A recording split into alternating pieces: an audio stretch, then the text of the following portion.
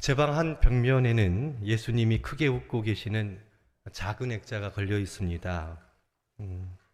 머리를 약간 드시고는 크게 웃고 계시는 예수님의 모습을 보면서 마음이 참 좋아집니다. 예수님의 모습을 본다라는 것은 큰 은혜가 되지요.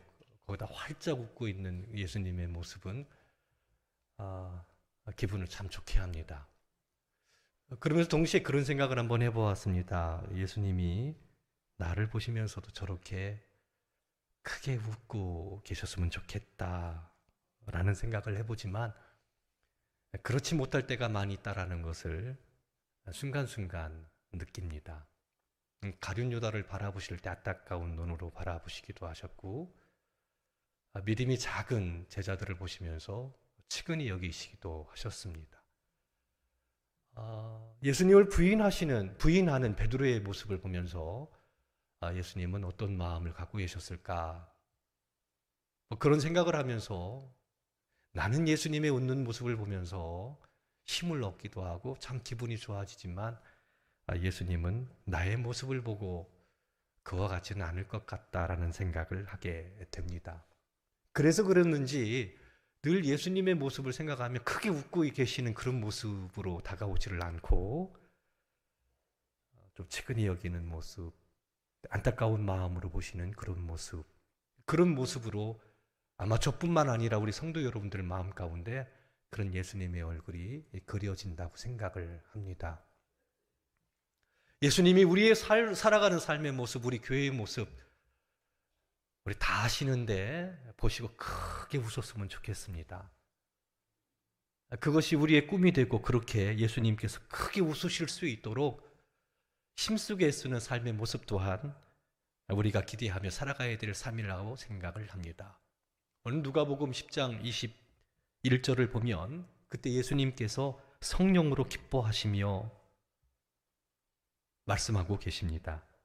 천지의 주제이신 아버지여, 이것을 지혜롭고 슬기 있는 자에게는 숨기시고 어린아이들에게는 나타내심을 감사하나이다. 올소이다. 이렇게 된 것이 아버지의 뜻입니다 라고 오늘 본문 21절은 이야기합니다.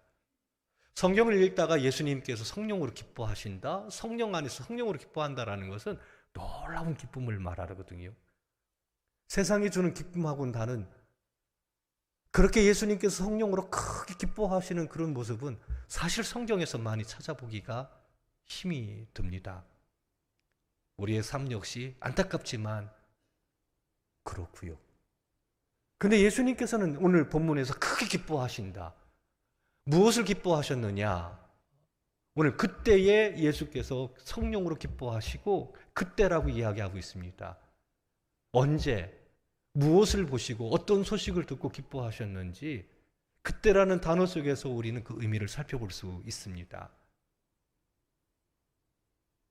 예수님께서 70인의 전도인들을 파송한 후에 전도인들이 나가서 예수님의 이름으로 복음을 전하기를 시작했습니다. 그리고 그들이 돌아와서 예수님께 선교 현장에서 일어난 일들을 보고하기를 시작합니다.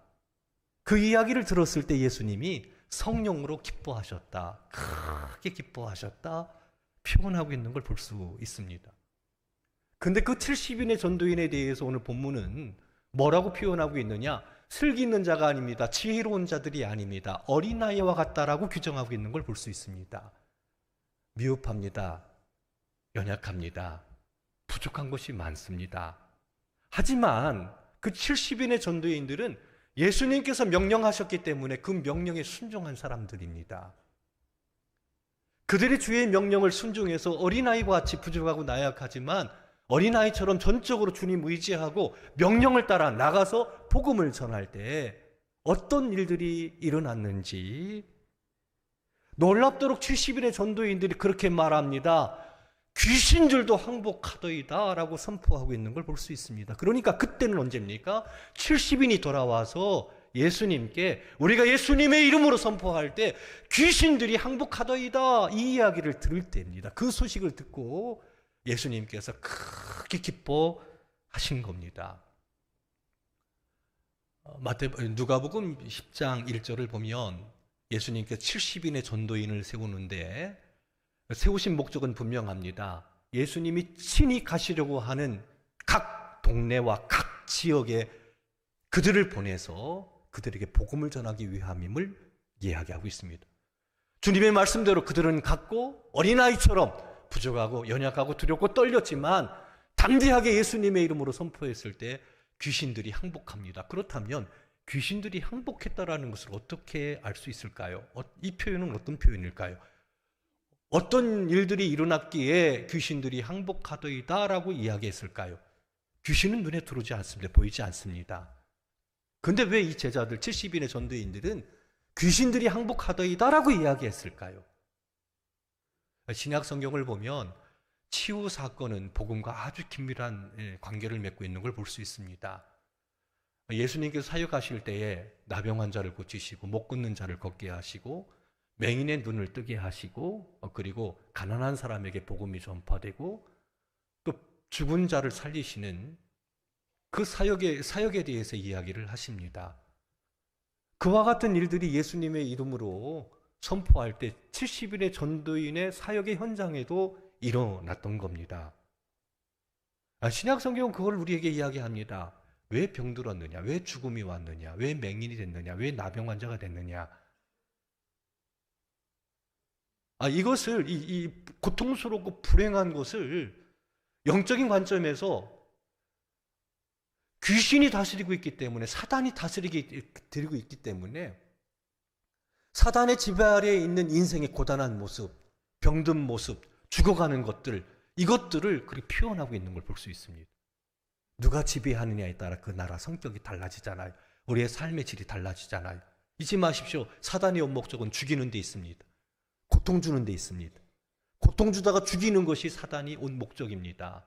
그 지배 아래에 있으니 어떻게 되겠습니까? 가까운 북한을 생각해 보시면 그 북한 주민들의 삶의 모습을 보면 쉽게 알 수 있습니다. 사단이 지배하는 사람들, 사단이 지배하는 사회, 고통 가운데 있는 거거든요.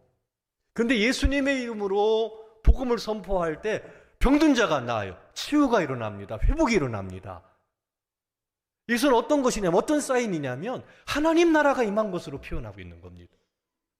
사단이 다스리고 있는 세상에 복음이 전파되니까 이 복음의 능력으로 예수님의 능력으로 치유가 일어났다. 이 치유가 일어난 것은 사단에게 잡혀있는 영혼들이 그 사단으로부터 벗어난 그래서 사탄 귀신이 항복하더이다 이렇게 표현하고 있는 것을 볼 수 있습니다. 놀라운 축복이 아닐 수 없습니다. 누가복음 10장 17절 말씀을 보면 70인이 기뻐하며 돌아와 이르되 주여 주의 이름이면 귀신들도 우리에게 항복하더이다 라고 선언하고 있습니다. 귀신들도 항복하는 겁니다. 항복의 모습이 다양한 형태로 나타나는 겁니다. 병든 자가 치유되고 공고한 자가 회복되고 고통당하는 이들이 마음의 평화를 누리게 되고 영혼이 구원되고 하나님을 아버지라 부르고 영혼의 쉼을 누리게 되고 이와 같은 일들이 일어났는데 이것을 그들이 주님의 이름으로 선포했을 때 우리들에게 그들 귀신도 항복하더이다 라고 말하고 있는 것을 볼 수 있습니다. 이것을 그림원으로 살펴본다면 어두운 세상에 빛이 임한 겁니다. 빛이 임하니까 어둠이 사라지는 거지요. 그들의 사역의 현장 가운데 그와 같은 일들이 일어났고 대지에서 뿌리 뽑힌 나무가 시냇가에 심겨진 대지에서 뿌리 뽑혔으니 아무런 소망 없지만 시냇가에 그 나무를 심으면 놀라운 역사가 일어나잖아요. 복 있는 사람이라고 성경은 표현하기도 합니다. 흑암의 권세 아래 있던 사람들이 이제 아버지 품 안에서 영혼의 쉼을 누리게 되는 귀신이 항복한다라는 것, 귀신이 쫓겨나간다라는 것은 그런 것을 의미합니다. 사망에서 생명으로 옮겨지고 더 구체적으로 사단의 나라에서 예수님의 이름을 선포할 때 하나님의 나라로 그 영혼들이 옮겨지고 신분의 변화가 일어나게 되는 이것을 귀신이 항복하더이다. 귀신이 쫓겨나가는 그런 것들을 볼 수 있습니다. 여기 주목해야 될 게 뭡니까? 지혜롭고 어린 사람들, 지혜롭고 슬기로운 사람들을 통해서 이루어진 게 아니라는 거예요. 어린아이들 그렇게 미숙하고 부족하지만 주님의 이름으로 선포할 때 그 위대하고도 놀라운 일들이 일어났다는 사실입니다. 주님의 말씀에 순종하고 따라 나갔더니 주의 성령께서 함께 하신 겁니다. 귀신이 항복하고 쫓겨나가는, 그래서 세상이 달라지는, 영혼들이 치유되고 회복되어지는 놀라운 역사가 일어난 겁니다. 교회의 배려로 한 주간 동안 베트남 신학교 강의와 졸업식에 참석하고 돌아왔습니다. 많은 것을 느꼈습니다. 많은 것들 보면서 도전받았고, 또 우리가 앞으로 어떻게 또 사역을 감당해야 될지 구체적인 꿈도 나름대로 꾸고 돌아왔습니다. 잠깐 영상을 보도록 하겠습니다. 베트남 신학교가 20년 전에 세워졌습니다. 이번 신학교 졸업식이 18회 졸업생을 배출했습니다. 11명의 졸업생들을 배출해서 전도사님으로 세워졌고 6분의 목사님을 안수해서 파송하는 귀한 시간을 가졌습니다. 20년 전에 우리 교회에서 파송한 조명철 선교사님이 꿈을 갖고 그 척박한 땅에 저 신학교를 세웠고, 저 신학교를 통해서 지금 50명의 목사님이 안수를 받아 각 지역에 흩어져 복음을 전하고 있고, 저 신학교에서 공부한 70명의 전도사들이 각 지역에서 주의 나라와 복음을 위해서 수고하고 애를 쓰고 있습니다.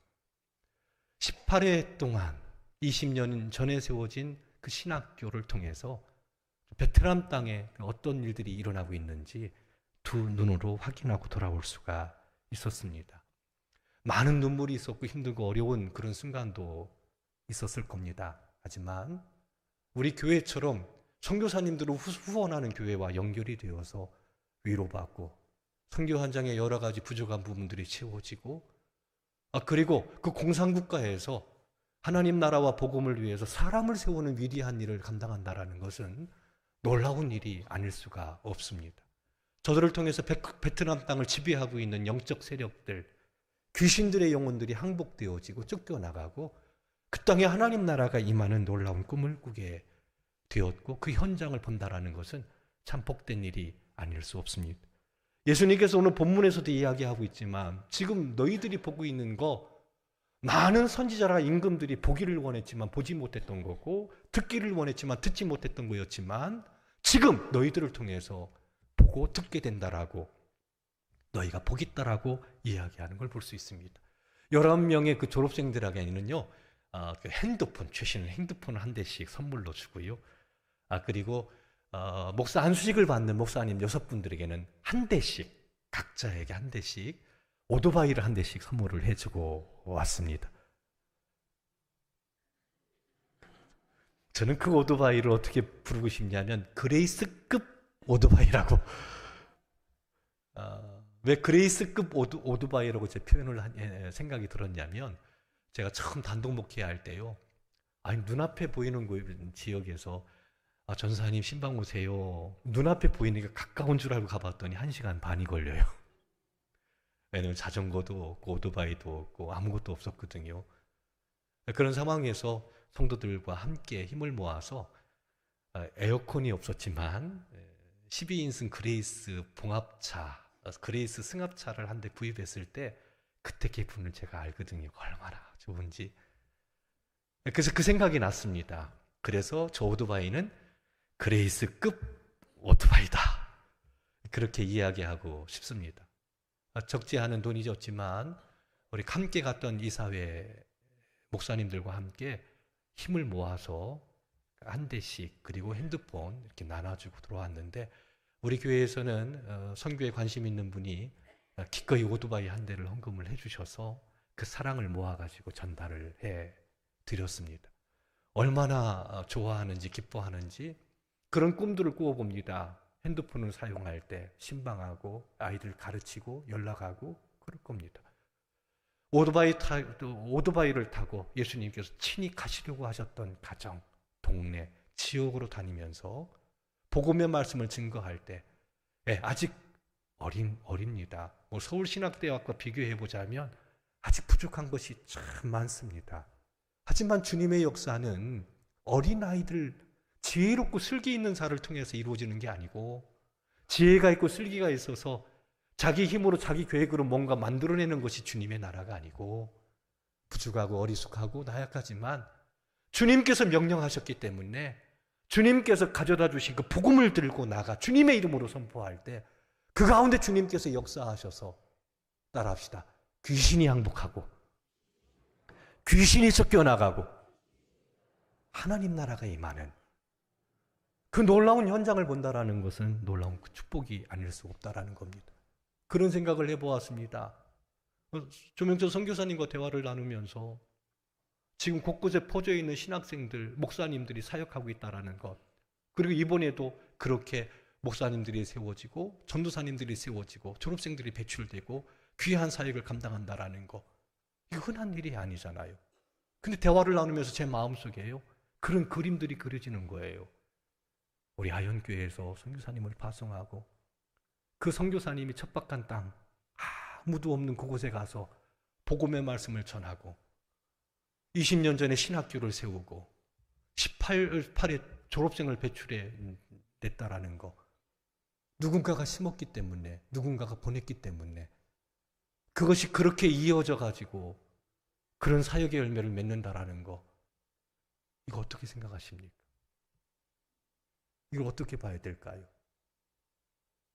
그 강의를 하면서 그 감동적인 그런 것들 좀 있었어요. 원래 신학교 강의를 하면 배우는 학생들한테 작은 선물을 가져다 준다고 그래요. 근데 이번에 그런 게 있는가 이렇게 물어봤더니 선물이 필요하지 않다고, 그냥 오면 된다고, 오토바이로 넉넉하다고. 그래서 그냥 갔어요. 왜냐하면 이 선물을 학용품이나 뭔가 준비하고 갈 때 공항에서 다 걸리는 거예요. 그 세금을 또 내야 되고 또 빼앗기기도 하고 그런 어려운 부분이 있어서 그런 거 하지 않고 오토바이 이렇게 큰 틀에서 한번 움직여보자. 그런데 그 학생들 52명의 학생들을 이렇게 보니까 마음이 또 그렇지 않은 거예요. 그래서 그분들이 먼 지역 소수 부족에서 와가지고 호치민에 와서 일주일 동안 아까 지금 보여드린 그 건물에서 바닥에 이불 깔고 일주일 동안 생활하면서 말씀을 배우고 돌아가는데, 돌아갈 때 나름대로 그 지역에서는 도시에 수도로 왔다가 그냥 가는데, 그냥 가는 게 뭐여서 남아있는 가족들을 위해서 조그만 선물이라도 하라고 봉투를 하나씩 52개를 만들어서 다 드렸어요. 한번 생각해 보세요. 50명의 목사님들이 지금 세워졌고 70명의 전도사님들이 사역을 감당하고 있고 52명의 신학생들이 지금 공부하고 있는데 저학년, 고학년. 그런데요, 한 가지 발견한 게 뭐냐면 나이층이요, 되게 젊어졌어요. 전에는 연세 드신 분들이 은혜 받고 목사님으로 나갔는데 지금은 아주 젊은이들이, 영상에 보셨겠지만 젊은 친구들이 말씀을 배우고 그렇게 하는 겁니다. 흩어져 가지고 이제 강의를 다 마친 다음엔 통성으로 함께 기도하는 시간을 가졌습니다. 그때 이제 통역해 주었던 친구가 있는데 그 친구는 베트남 신학교를 나오고 서울신학대학 대학원에 유학을 와서 공부를 하고 다시 베트남으로 돌아가서 베트남 신학교에서 강의할 때 통역을 해주고 그리고 사역을 감당하고 있는 친구인데, 나중에 알고 봤더니 저희 작은 아들 공부할 때 함께 공부했던 친구더라고요. 그런데 이제 집중기도 함께 통성으로 기도하는 시간 갔는데 한 학생, 신학생이 그 친구, 통역하는 친구한테 자기 아버지가 뇌졸중으로 쓰러져서 지금 큰 수술을 앞에 두고 있다고, 그 소식 듣고 그렇지만 각 신학 강의가 있어서 여기까지 왔는데 지금 병환 중에 있는 아버님을 위해서 기도해달라는 기도 요청을 받은 겁니다. 그래서 통성으로 이제 강의하셨던 목사님들과 함께 신학생들과 함께 기도를 했는데, 이 통역하는 이 친구 마음 가운데, 베트남 친구, 현지인이죠. 이 친구 마음 가운데 감동이 생겼어요. 사실은 적지 않은 돈이지만 그때 처음 인사 나눌 때 목사님 나눠주었던 그 봉투, 그것을 내놓고서는 조금이라도 보탬이 됐으면 좋겠다, 아버지 병원비에 수술비에 사용했으면 좋겠다고 내놓았어요. 그랬더니 어떤 일이 벌어졌냐면 호주머니에서 이 신학생들이 봉투를 다 꺼낸 거예요. 사실 그게 힘든 거거든요. 어떤 친구는 벌써 봉투는 버리고 돈을 챙겨놨는데 봉투가 없잖아요. 그러니까 돈을 가지고 내놓고 눈물바다가 돼가지고. 이게 귀신이 항복하는 겁니다. 이게 귀신이 쫓겨나가는 겁니다. 그렇잖아요. 예수님의 이름으로 함께 기도하고 예수님의 이름으로 말씀을 나눌 때 어두움이 사라지고 빛이 임하고 하나님 나라가 임해서 평화가 이루어지고 사랑 안에서 치유와 회복이 일어나고, 야, 살만한 세상이구나, 용기와 희망을 얻게 되고, 마귀가 온 것은 절망시키고 어렵게 만들고 틀어지게 만들고 죽이는 것이 목적인데, 주님의 이름으로 함께 할 때 그 위대한 은혜의 역사, 그 현장을 보고 듣는다라는 것은 예수님께서 말씀하신 것을 보면 너희가 보고 있는 거, 너희가 듣고 있는 거 복 있는 사람이다라고. 많은 임금과 선지자들이 지금 너희들이 보고 듣는 것을 보고자 했지만 보지 못했고, 듣고자 했지만 듣지 못했지만 너희들은 보고 들었다라고, 이것이 복 있는 것이다라고 어린아이를 통해서 이루시는 하나님의 위대한 은혜의 역사를 보게 되는 겁니다. 어린아이지만 복음에 순종하는 이들을 통해서 예수님의 이름으로 선포할 때, 전적으로 주님을 의지하고 나가게 될 때 주님께서 약속하셨습니다. 뱀과 정갈을 밟으며 원수의 모든 능력을 제어할 권세를 주시겠다. 그 권세를 받아서, 아직 어린아이처럼 미숙한 것 같지만, 부족한 게 참 많더라고요. 하지만 주님의 이름으로 그와 같은 놀라운 은혜의 역사가 그 땅에서 이루어지고 있고, 귀신이 쫓겨나가고 귀신이 항복하며 하나님 나라가 임하는 놀라운 것을 보고 왔습니다. 우리는 지금 다섯 가정을 해외로 파송하는 귀한 시간을 갖게 됩니다. 처음 어떤 설교를 할까 하다가 이 말씀이 마음에 막 와닿고, 설교 제목을 정할 때 처음 제가 설정했던 설교 제목은 그거였어요. 오늘은 참 기쁜 날입니다. 오늘은 참 기쁜 날입니다. 그러다가 성령으로 기뻐하시는 예수님으로 설교 제목을 바꾸긴 했지만, 지금 오늘은 참 기쁜 날입니다. 아마 주님께서 이걸 보실 때 성령으로 크게 기뻐하시고, 또 이게 파송한다라는 것은 우리들에게는, 또 우리 교회에는 별을 따는 것과 같다라고 볼 수 있어요. 별을 따는 겁니다. 별을 따는 겁니다. 밤하늘에 빛나는 별처럼 사람들을 옳은 대로 인도하기 위해 헌신한 것은 스타라고 이야기할 수 있습니다. 그러므로 기쁨의 시간이 아닐 수가 없는 거지요. 그와 같은 사역은 아무나 하는 것이 아니지요. 주님을 아는 사람, 주의 말씀에 순종하는 사람. 예수님께서는 그렇게 말씀하십니다. 귀신이 항복하는 것으로 기뻐하는 것도 좋지만 너희들의 이름이 하늘에 기록되어 있는 것으로 기뻐하라고. 그러면서 마음껏 그들을 축복하는 그런 모습을 볼 수 있습니다. 선교사님들을 파송하면서 이제 선교사님들이 나가서 복음을 증거할 때, 예수님의 이름으로 선포할 때 70인 그들의 사역의 현장 가운데 일어났던, 예수님의 사역의 현장 가운데 일어났던 놀라운 일들이 일어난다라는 거. 베트남 우리가 파송한 선교사님을 통해서 그 위대한 일들을 보고 제가 지금 전하는 것처럼, 또 오늘 파송하는 선교사님들을 통해서 그 지역에 그와 같은 놀라운 일들이 일어난다는 걸 생각할 때 가슴 벅차고 떨리는 일이 아닐 수 없습니다. 이것은 모든 선지자와 많은 선지자와 임금들이 보기를 원했던 그 놀라운 일들이 지금 주의 말씀에 순종할 때 일어난다는 겁니다. 이제 보내는 선교사로 헌신하는 우리 교우들, 주님께서 크게 기뻐하실 겁니다. 파송받는 선교사님들 역시 우리와 하나가 돼서, 선교의 끈으로 하나가 돼서 그 척박한 땅, 베트남 같은 경우는 단 1%의 기독교인이 있는데 그들을 통해서 그 땅이 변화된다라는 것, 새롭게 된다라는 꿈을 갖고 저들을 파송하게 됩니다. 귀신이 항복할 겁니다. 병든 세상이 고쳐지고 틀어진 세상이 온전케 될 것입니다.